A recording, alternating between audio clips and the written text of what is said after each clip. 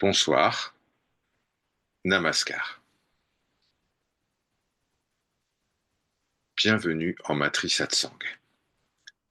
Ce serviteur a le plaisir de partager avec vous l'extrait d'un satsang ayant eu lieu à New Delhi le 22 novembre 1957. Durant ce satsang, la Mère divine va rappeler à tous l'importance de prononcer le nom du Seigneur. Et elle le fait de la manière suivante: Hare Rama, Hare Rama, Hare.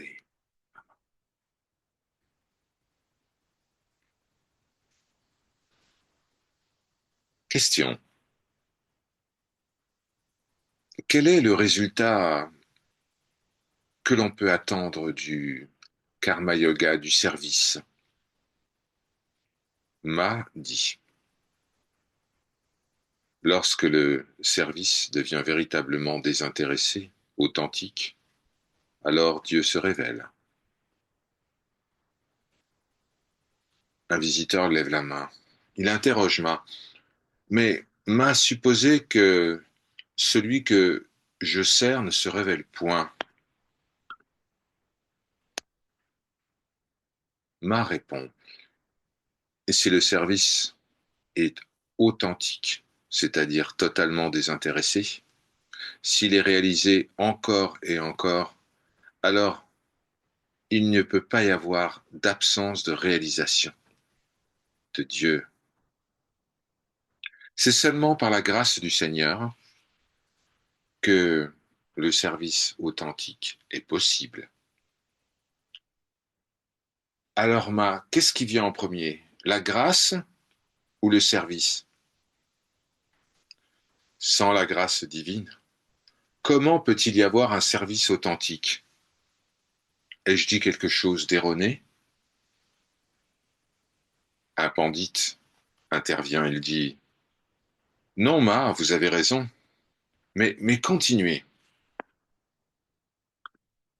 Ma poursuit: cette petite fille ne parle jamais de sa propre initiative. Elle ne prononce jamais de discours. Elle ne fait que converser avec toutes les mères et tous les pères qui viennent la voir.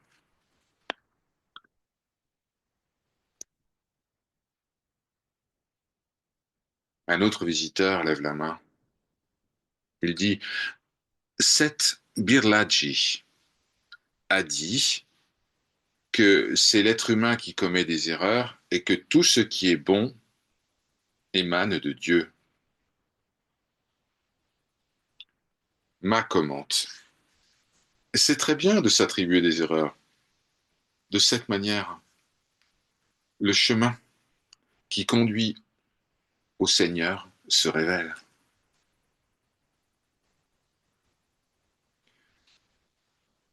Le même visiteur poursuit: comment pouvons-nous nous connaître nous-mêmes, Ma?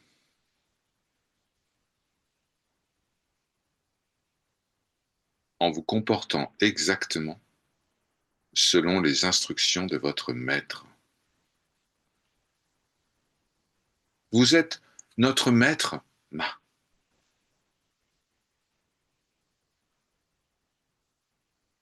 Comment peut-on être différent de sa véritable nature? Priez Dieu. Dites: ô Seigneur, je ferai exactement ce que tu veux de moi. Je n'ai aucun pouvoir en la matière. Je suis un instrument entre les mains du Seigneur.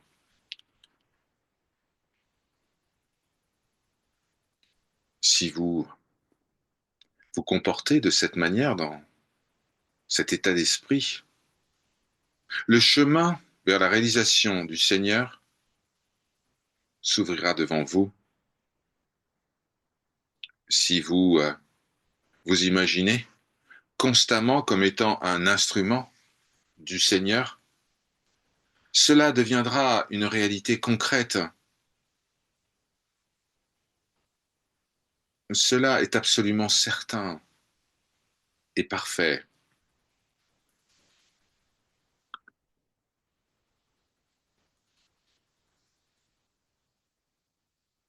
Ma, dit un visiteur, est-ce que les mots de la prière suffisent pour atteindre le résultat?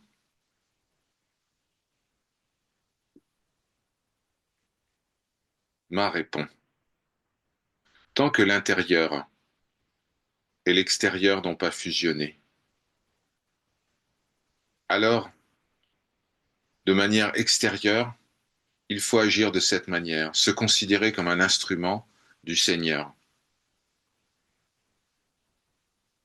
Une personne doit commencer à partir de là où elle se trouve, mais lorsque l'intérieur et l'extérieur fusionnent, il y a illumination.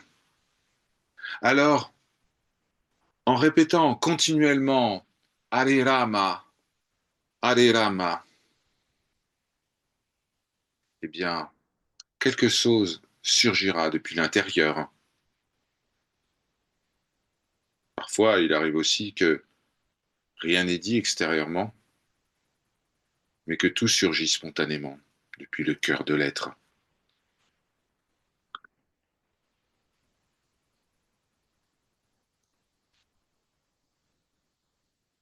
Aujourd'hui, nous avons lu un extrait du Vishnu Purana. Nous avons entendu une histoire. Si on présente une lumière devant le Seigneur durant la pleine lune du mois de Kartika, c'est-à-dire le mois entre octobre et novembre, eh bien, on atteint le monde de Vishnu en déposant son enveloppe mortelle. Il était une fois, durant une pleine lune du mois de Kartika, il y avait une petite souris qui s'était dirigée vers une lumière illuminée grâce à du beurre clarifié, afin de consommer ce qui restait de ce beurre clarifié, qui était presque entièrement consumé par la flamme. Et la flamme était sur le point de s'éteindre.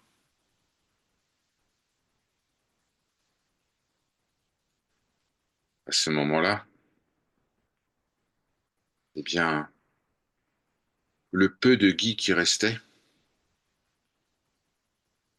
fut répandu sur le visage de la souris et s'enflamma soudainement, ce qui fait que la souris mourut immédiatement. Elle avait offert une lumière lors de la pleine lune de Kartika.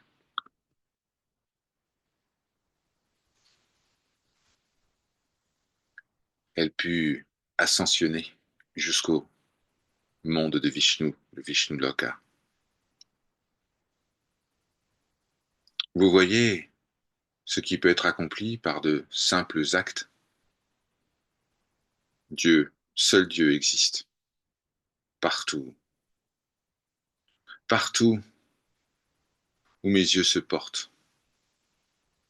Je vois la lumière du Seigneur Krishna. Cela dépend entièrement de votre point de vue. Savoir où et quand le chemin vers l'éternel s'ouvrira pour telle ou telle personne n'est pas quelque chose de facile à déterminer.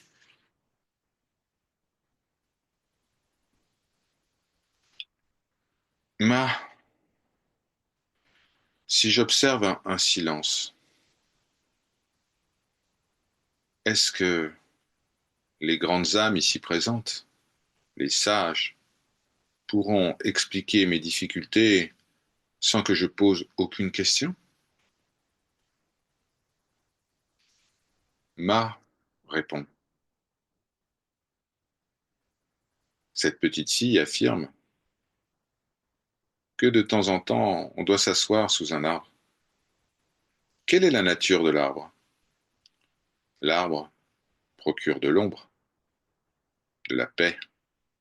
Il donne ses fruits à ceux qui prennent refuge auprès de lui.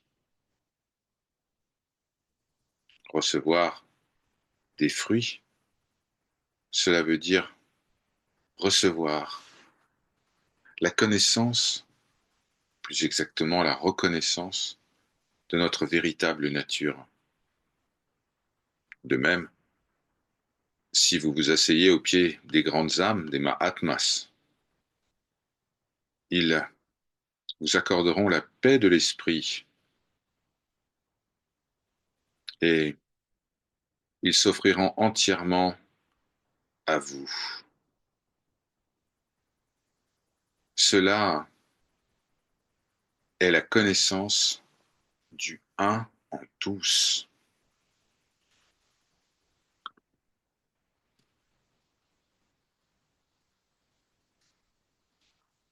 Un visiteur leva la main et posa une question. Il dit, le Guru Granth Sahib, qui est l'écriture sacrée des Sikhs, mentionne Raja Ramachandra. Est-ce qu'il est Rama, le prince, le fils du roi d'Azarata, ou est-ce qu'il est celui que nous adorons en tant que manifestation de Brahman, de Dieu?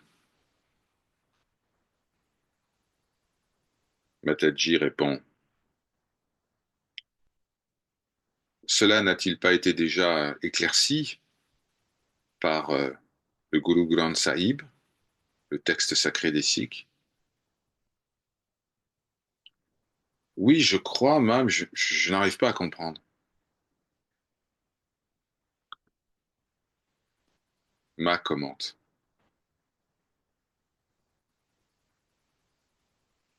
Ont-ils dit que Rama, le fils du roi d'Azarata, est Brahman?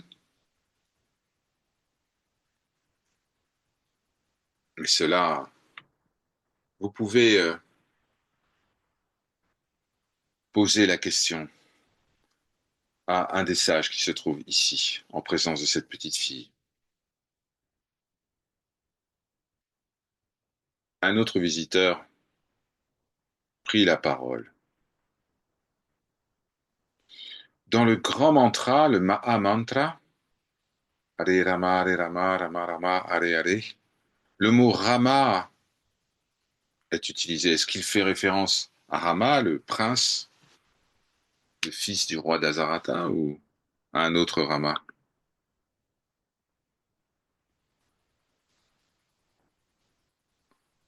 Ma dit. J'ai entendu quelqu'un parler de ça. Vous savez, cette petite fille n'a aucune éducation spirituelle. Elle ne fait que partager ce qu'elle a entendu. On m'a dit que Mahaprabhu Sri Chaitanya Deva, un grand dévot qui vécut il y a 300 ans de cela, avait fait un petit changement dans le grand mantra.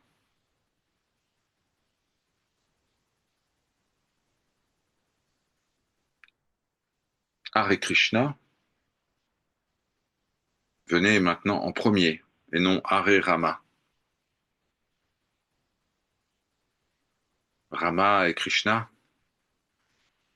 sont un. Mais sachez ceci,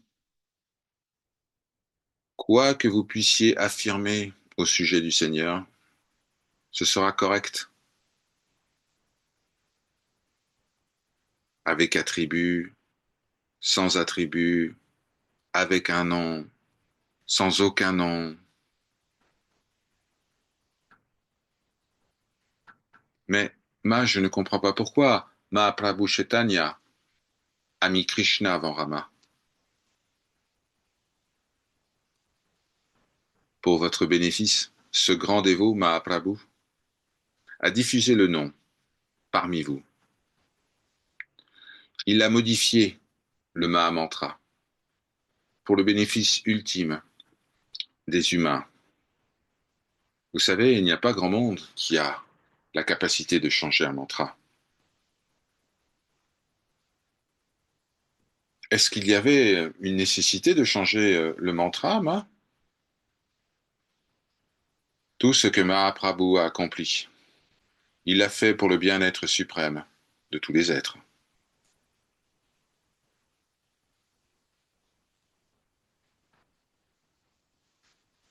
Mais Ma, est-ce que le Rama, c'est bien le prince Rama du Ramayana, n'est-ce pas? Quel sujet intéressant.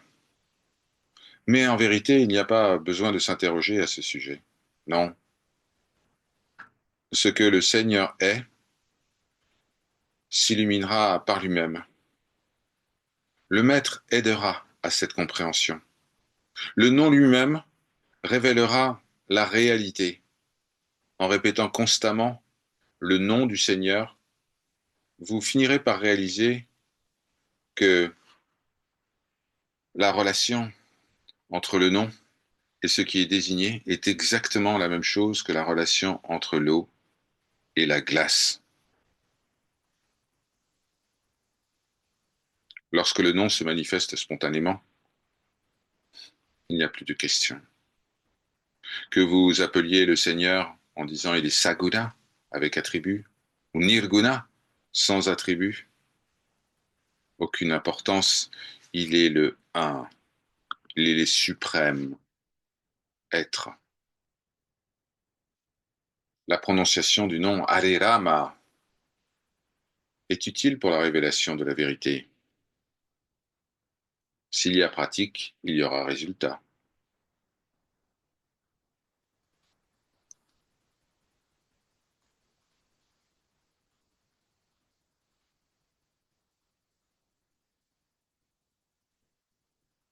Vous savez, cette petite fille ne connaît rien. Tous ceux qui m'entendent, en fait, en savent bien plus que moi.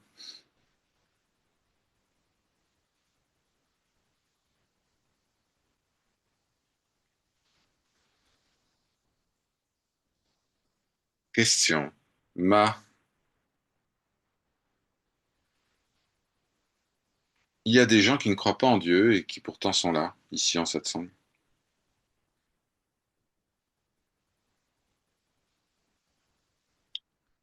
M'a dit. Pour quelle raison viendrait-il? Oh, bien, simplement par curiosité, pour voir ce qui se passe. Ma sourit. Elle dit que c'est merveilleux. Ils viennent voir ce qui se passe. Et qu'est-ce qu'ils trouvent?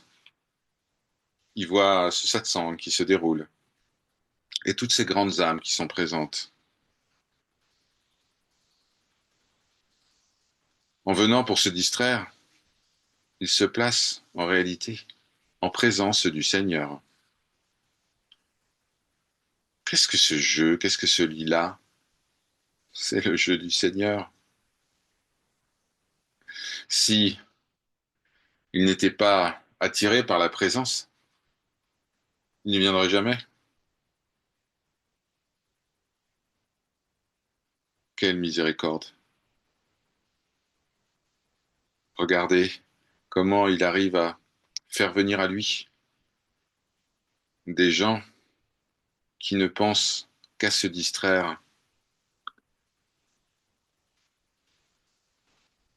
Quoi que je regarde, c'est Krishna que je vois, tous les noms, toutes les formes, et même l'absence de forme,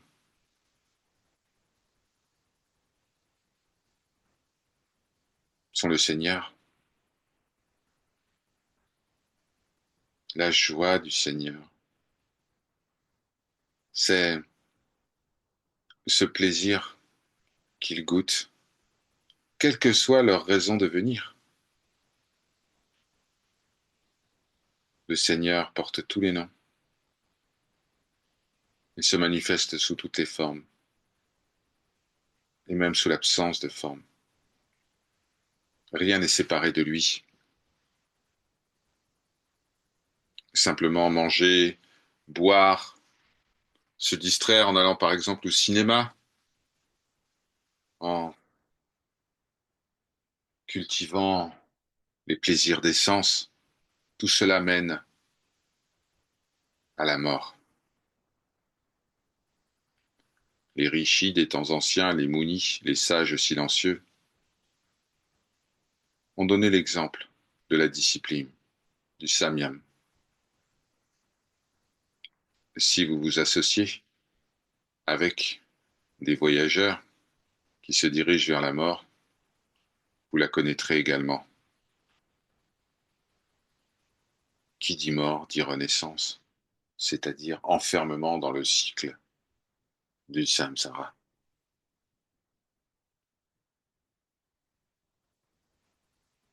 Lorsque un enfant est malade, la mère oublie de manger.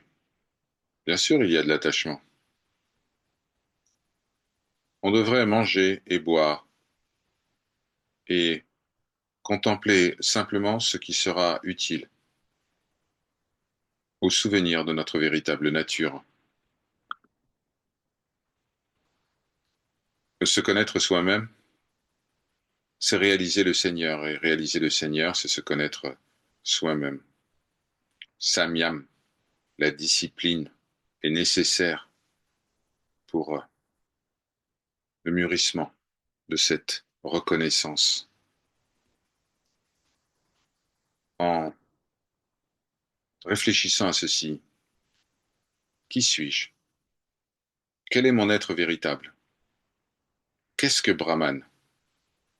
Eh bien, en se posant continuellement ces questions, sans attendre de réponse, tout cela sera révélé.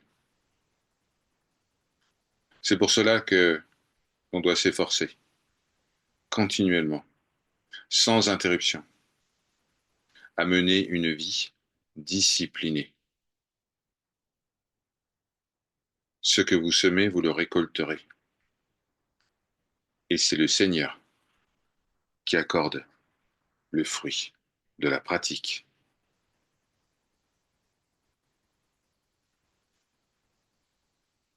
Le Maître est celui qui, depuis la ténèbre la plus profonde, peut révéler la vérité cachée. Om Jai Shri Ma Hari Om Tat Sat. Ceci est parole de vérité. Très belle soirée de lumière à toutes et à tous, sous le regard bienveillant de celle qui est.